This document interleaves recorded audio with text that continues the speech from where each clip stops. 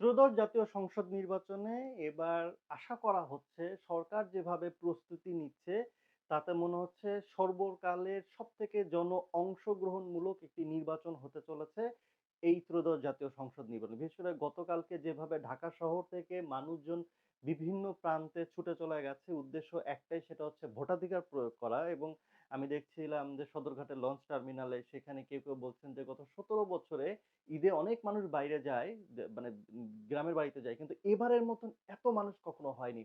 আপনি লঞ্চঘাট বলেন, bus terminal বলেন কিংবা ট্রেনের কথা বলেন, সব জায়গায় কিন্তু উপচে পড়া ভিড় ছিল। তার মানে এবার বোঝা যাচ্ছে বাংলাদেশের যে নির্বাচন হতে যাচ্ছে এটাতে হতে যাচ্ছে সবথেকে সর্বোচ্চ অংশগ্রহণমূলক একটি নির্বাচন। এবং এই নির্বাচনে আশা করা যায় যে ৫০ থেকে ৬০% ভোটারের উপস্থিতি হয়তোবা দেখা যাবে। যদি এর উপরে যদি যায় তাহলে সেটা অবশ্যই ইউনূস সরকারের একটি ক্রেডিট বলতে পারি। তবে এখানে আ খেলা কিন্তু অন্য জায়গাতেও আছে। যদি সত্যি ৫০, ৫৫ কিংবা ৬০% যদি উপস্থিতি হয়ে যায় কিংবা ধরে নিচ্ছি ৬৫-৭০% উপস্থিতি হয়ে যায়, তাহলে কিন্তু আওয়ামী লীগ তারা যেভাবে আসলে এই ভোটকে প্রশ্নবিদ্ধ করার চেষ্টা করছে, তারা কিন্তু প্রশ্নবিদ্ধ হবে নিজেরাই। এবং তাদের অতীত আমলের ভোট নিয়েও কিন্তু এখন ভ্যালিড ভাবে আসলে প্রশ্ন তোলা যাবে। তবে চাইলেই কি আসলে ৫৫ কিংবা ৬০ কিংবা ৭০% কি ভোটার উপস্থিতি নিশ্চিত করা সম্ভব কিনা? প্রশ্ন কিন্তু এইখানে। কারণ বাংলাদেশে বড় একটি রাজনৈতিক দল হচ্ছে আওয়ামী লীগ। তো আওয়ামী লীগ অফিসিয়ালি তারা ভোট বর্জন করেছে। কিন্তু বাস্তবতা যেটা দেখা যাচ্ছে যে আসলে স্থানীয় পর্যায়ে মানুষকে আল্টিমেটলি ভোট দিতেই হবে।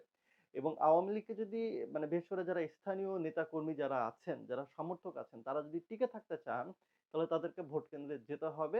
এবং বিভিন্ন আওয়ামী লীগের নেতাকর্মীদের তারা পরিচয় গোপন করে টিভিতে বা বিভিন্ন সংবাদ মাধ্যমে তারা ইন্টারভিউ দিচ্ছে যে, "না আসলে টিকে থাকতে হলে আমাদেরকে ভোট কেন্দ্রে যেতেই হবে। কারণ না গেলেও আবার বিপদ।" তো সেক্ষেত্রে যদি আমরা বলি যে আওয়ামী লীগের ভোটাররা যদি ভোট কেন্দ্রে যায় তাহলে কাকে ভোট দিবে? বা আওয়ামী লীগের এত বড় একটা ভোট ব্যাংক কে পেতে যাচ্ছে? কারণ নৌকা তো আসলে নেই। কিছু মানুষ হয়তোবা ভোট কেন্দ্রে যাবে না। কিন্তু যারা ওতপ্রোতভাবে আসলে নির্বাচন মানে রাজনীতির সাথে সম্পর্কযুক্ত ছিল, রাজনীতির সাথে যাদের সম্পর্ক ছিল, জড়িত ছিল তাদেরকে হলে ভোট কেন্দ্রে যেতেই হবে। কারণটা হলো একে তো তারা তাদের পুরো দল বাংলাদেশ থেকে চলে গেছে। তারা এখন পলায়িত দল। তো তারা অপরাধী দল এক প্রকারের। তো এই মানুষগুলো কিন্তু এখন একেবারে কোণঠাসায়। কেউ পালিয়ে বেড়াচ্ছে, কেউ ঘর থেকে বের হচ্ছে না। এক কথায় সবাই নতজানু। এখন তাদের উপর চাপ প্রয়োগ করা হচ্ছে যে ভোট তোমাদেরকে দিতেই হবে। এখন প্রশ্ন হচ্ছে যে আওয়ামী লীগের ভোট সামগ্রিকভাবে কারা পাবে? এটা কি বিএনপি পাবে? নাকি এটা জামায়াতে ইসলাম টানতে পারবে? ১ম কথা আমার এনালাইসিস যেটা বলে যে আসলে বিএনপি কিংবা জামাত এটা সামগ্রিকভাবে বা ন্যাশনাল ভাবে আসলে বলা সম্ভব নয়। এটা বলার পিছনে কারণ আছে। যে ওকে ঠিক আছে আমরা হয়তোবা আগের রাতে আওয়ামী লীগ সিদ্ধান্ত নিল আমরা সবাই মিলে বিএনপিতে ভোট দিব বা আমরা সবাই মিলে আ জামাতে ভোট দিব। জামাত বা এনসিপিতে ভোট দেওয়ার সম্ভাবনা খুবই কম। কারণ আল্টিমেটলি আসলে আওয়ামী লীগকে দেশ থেকে বিতাড়িত হতে হয়েছে এই জামাত শিবির কিংবা আ এনসিপির জন্য। তো আমার মনে হয় না যে তাদের দিকে তারা ভিড়তে পারে। কেন্দ্র থেকে যদি কোন নির্দেশনা আসে। আল্টিমেটলি হয়তোবা কোন কেন্দ্র থেকে কোন নির্দেশনা এখন পর্যন্ত নেই। কিন্তু তারপরেও তো তাদেরকে ভোট দিতে যেতে হবে। কারণ স্থানীয় মানুষদের বিশেষ করে বিএনপি এবং জামাত উভয় পক্ষেরই একটা চাপ আছে ওই আওয়ামী লীগের ভোটারদের উপরে। এখন প্রশ্ন হচ্ছে যে আসলে কাকে ভোট দিবে? এটা হচ্ছে প্রশ্ন। বিএনপি কে কি তারা ভোট দিবে? এখানে ডিপেন্ড করছে প্রান্তিক পর্যায়ে কে বেশি এগিয়ে আছে। কোন একটা সংসদীয় অঞ্চল বা কোন একটা উপজেলায় কোন দলের সম্ভাবনা সবথেকে বেশি? ধরেন রাজশাহীতে আমরা ধরেই নিচ্ছি যে বিএনপির হয়তোবা মিনু ভাই পাস করার সম্ভাবনা অনেক বেশি। কারণ বিএনপির ঘাঁটি বাংলাদেশের ভিতরে অন্যতম বিএনপির ঘাঁটি হচ্ছে রাজশাহী। তো এইখানে বিএনপির আ মিনু ভাইয়ের পাস করার সম্ভাবনা অনেক বেশি। তাহলে সেক্ষেত্রে আওয়ামী লীগের নেতাকর্মী যারা স্থানীয় আছেন তারা জানেন যে আগামী ৫ বছর কাদের শেল্টারে থাকতে হবে। এরকম তো কোনো ভরসা নেই যে শেখ হাসিনা টুক করে নির্বাচনের পরেই বাংলাদেশে চলে আসছেন। কিংবা আওয়ামী লীগের বড় কত নেতারা এসে তারা বাংলাদেশে ঢুকবেন এবং এরা আ মুক্তভাবে বাংলাদেশে আবার রাজনীতি করা শুরু। তো আগামী ৫ বছরে এই ধরনের কোনো ঘটনা ঘটবে কিনা এটা আনসার্টেইন। যেহেতু আনসার্টেইন তাহলে তাদেরকে হামলা মামলার শিকার যেন না হতো এবং কে তাদেরকে বেশি সেফ করবে রাজনৈতিকভাবে তার উপর সিদ্ধান্ত নিবে। যদি রাজশাহী সিটি কর্পোরেশন এরিয়ার কথা বলা যায়, রাজশাহী ২ আসনের কথা বলা যায় যা বিএনপি হয়তোবা এগিয়ে। তার মানে তারা হয়তোবা বিএনপির কোঠাতেই আসলে বা বিএনপির ব্যালটেই ভোট দিবে। জামাত হয়তোবা পিছিয়ে আছে।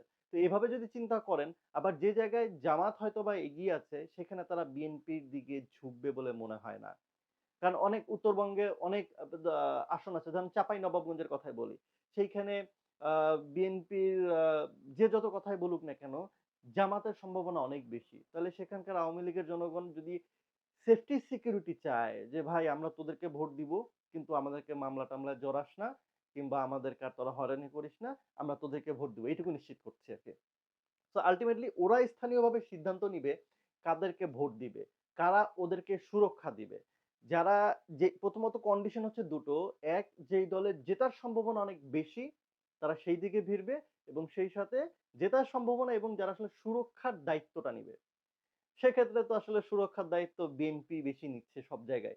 ইভেন বিএনপির জোটে বিকাশ নূর সে তো বলছে যে, "আমি আওয়ামী লীগের দায়িত্ব নিচ্ছি।" ফখরুল ইসলাম আলমগীর ঠাকুরগাঁতে বলছেন, "আওয়ামী লীগের কারো আ কোনো মামলা-টামলা হবে না, সেগুলো আমরা দেখব আরকি।" হ্যাঁ? তো এভাবে তারা যেভাবে আসলে আ আওয়ামী লীগের দায়িত্ব নিচ্ছে ভোটে জেতার জন্য, তাতে মনে হচ্ছে যে হয়তোবা বিএনপির দিকেও ভোট গেলে যেতে পারে আওয়ামী লীগের। তবে এটা ডিপেন্ড করবে এলাকা ভিত্তিক যে এলাকায় যার জয়ের সম্ভাবনা বেশি সে আসলে ভোট পাবে। তবে এখানে একটা কথা আমার বলার আছে সেটা হলো যে আওয়ামী লীগ কেন্দ্রীয়ভাবে বলেছে এই ভোটটাকে বর্জন করার জন্য আওয়ামী লীগের সমর্থকরা যেন কেউ না যায়। যারা এই কথাগুলো বলছেন তারা কিন্তু দেশের বাইরে খুব নিরাপদে আছেন। যাদেরকে বলছেন তারা শহরে আছেন, তারা গ্রামে আছেন, নিজ এলাকায় আছেন, তারা পালিয়ে বেড়াচ্ছেন। তো এখন নেতা যদি বিদেশে পালিয়ে থাকেন আর তিনি যদি এইখানে নির্দেশনা দেন যে তোরা ভোট কেন্দ্রে যাস না। তো ভোট কেন্দ্রে না গেলে এরা আরো বিপদে পড়বে। এরা আরো বিপদে পড়বে। এরা বলছে এদের কাছ থেকে শোনা গেছে যে ভাই ভোট যদি না ভোট দিতে গেলে এক ধরনের বিপদ আওয়ামী লীগ থেকে একটা চাপ আসবে, ছবি-টবি তুলে রাখবে যে ভোট দিতে গেছে। আর আর যদি ভোট না দিতে চাই তাহলে স্থানীয় নেতারা আমাদেরকে আরো বেশি হয়রানি করবে। তো তার থেকে এট লিস্ট আমার নেতা তো আর দেশে নাই। তাহলে সেই নেতার পিছনে তো তাকিয়ে লাভ নাই। তো এখন আমাকে এলাকায় থাকতে হবে, এলাকায় ব্যবসা-বাণিজ্য করতে হবে, কর্ম করে খেতে হবে। তাহলে আমার এলাকায় যে যা বলে সেই কথা অনুযায়ী আসলে চলা উচিত। তো সেদিক থেকে ভোট কেন্দ্রে হয়তোবা আওয়ামী লীগের ভোটাররা যাবে, তাদেরকে নিয়ে যাওয়া হবে জোর করে হলেও এবং ভোট সেই এলাকার সেই আ নির্দিষ্ট সংসদীয় আসনে যে বেশি শক্তিশালী, যার বেশি সম্ভাবনা আছে সেদিকেই ভোট যাবে। তবে আওয়ামী লীগ যদি অফিসিয়ালি বলত যে তোরা সবাই ভোট কেন্দ্রে যাও কিন্তু না ভোট দিও। তাহলে এট লিস্ট একদিকে কিন্তু না ভোট জয়ী হওয়ার সম্ভাবনাটা ছিল। তবে আমার কাছে মনে হয় সারা বাংলাদেশের মানুষ না ভোট দিলেও দিন শেষে হ্যাঁ ভোটই জয়যুক্ত হবে আরকি। সো এটাকে সরকার যখন এটা প্রমোশন করছে হ্যাঁ ভোট দেওয়ার জন্য, বাংলাদেশের গণভোট যতবার হয়েছে কোনবারই না ভোট জেতেনি। তো এবারও ধরে নেওয়া যেতে পারে যে হ্যাঁ ভোট হবে। আরেকটা বিষয় এবার আশা করছি যে বাংলাদেশে এই নির্বাচনে আ জন অংশগ্রহণ হবে একদম আ ইতিহাসের সর্বসেরা জন অংশগ্রহণমূলক একটি নির্বাচন হবে। তবে ভয়ও আছে যে বিভিন্ন কেন্দ্র দখল-টখল হয়ে যেতে পারে। কিন্তু যেভাবে শুনছি প্রশাসনের দিক থেকে, পুলিশের দিক থেকে কারণ গত ১৭ বছর কোন একটি দলের পক্ষপাত নিয়ে আ কোন একটি দলকে ক্ষমতায় এনে কিন্তু যারা এনেছিলেন তারাও কিন্তু এখন বিপদে। নেতাকর্মী পালিয়ে গেছে, বড়, বড় নেতারা পালিয়ে গেছেন।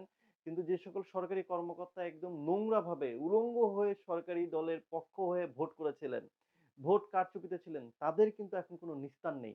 তাদেরকে কিন্তু আর কেউ হেল্প করছে না। তারা কিন্তু বিপদে পড়েছে। সো এখন যারা সরকারি কর্মকর্তা আছেন, যারা ভোটের সাথে নিয়োজিত তারা মনে হয় না যে আ এই রিস্ক নিবেন এবং পুলিশদের এরকম নির্দেশনা পাওয়া গেছে যে মানে অস্ত্র আছে, ক্ষমতা আছে, কেউ যেন তোমাদের উপর দিয়ে গিয়ে যেন ব্যালট বক্সে যেন কেউ হাত না দিতে পারে।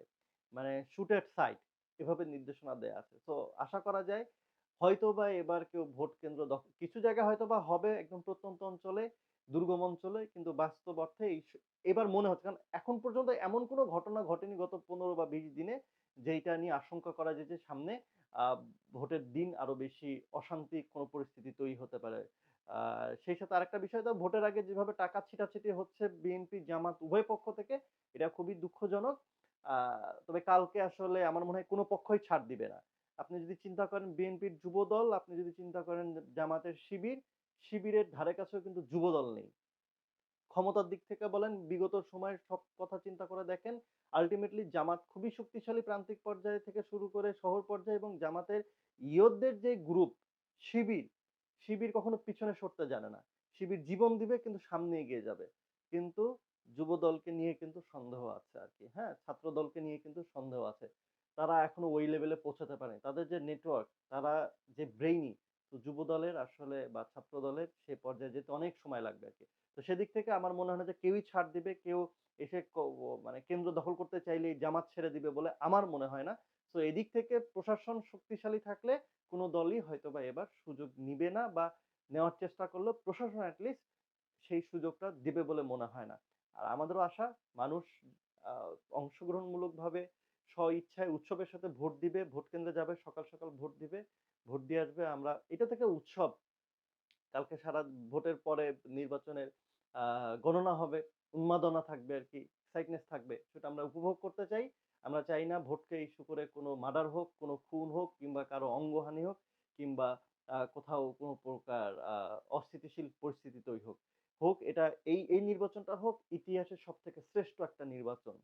এবং যাই দিন ভালো, আসে দিন অনেক ভালো। আশা করছি সামনের দিনগুলো অনেক বেশি ভালো হবে। আমরা কত জাতেরই না আমের নাম শুনেছি কিংবা খেয়েছি, এবং ভিন্ন ভিন্ন জাতের ভিন্ন ভিন্ন আমের টেস্ট কিন্তু আমরা এরই মধ্যেই গ্রহণ করেছি। বাংলাদেশে প্রায় 350 জাতের আমের প্রজাতি রয়েছে। এর ভিতরে অনেকগুলো দেশি জাতের প্রজাতি আছে এবং অনেকগুলো বিদেশ থেকে আনা হয়েছে। ঠিক তেমনি একটি আমের জাতের নাম হচ্ছে থ্রি টেস্ট। থ্রি টেস্ট নামটি শুনে মনে হতে পারে যে 3 রকমের টেস্ট কিনা এই আম গাছে বা এই আমে। ঠিক 3 রকমের আমের টেস্ট না, কিন্তু এই আমের টেস্ট একটু ডিফারেন্ট, খুবই রসালো, আঁশ বললেই নেই। আমার পিছনে যে গাছগুলো দেখতে পাচ্ছেন, এটা হচ্ছে থ্রি টেস্ট জাতের আমের চারা, এবং এগুলোর হাইট আছে প্রায় 6 ফিটের উপরে, প্রায় 8 থেকে 10 ফিটের মতনও চারা আছে। যারা ছাদ বাগানে এই ধরনের বা এই জাতের থ্রি টেস্ট জাতের আমের গাছ লাগাতে চান, কিংবা আপনি চাইলে কমার্শিয়াল বাগানের জন্য কিন্তু এই জাতটা মানে নির্বাচন করতে পারেন, কারণ এর কমার্শিয়ালি ভায়াবিলিটি অনেক বেশি, এর উৎপাদন অন্যান্য জাতের আমের চাইতে অনেক বেশি। সেক্ষেত্রে ছাদ বাগান কিংবা কমার্শিয়াল বাগানের জন্য এই চারা দেশের যে কোনো জায়গা থেকে সংগ্রহ করার জন্য স্ক্রিনে দেখানো নাম্বারে কল করে অর্ডার করতে পারেন। কুরিয়ারের মাধ্যমে চলে যাবে এই গাছ আপনার কাছে।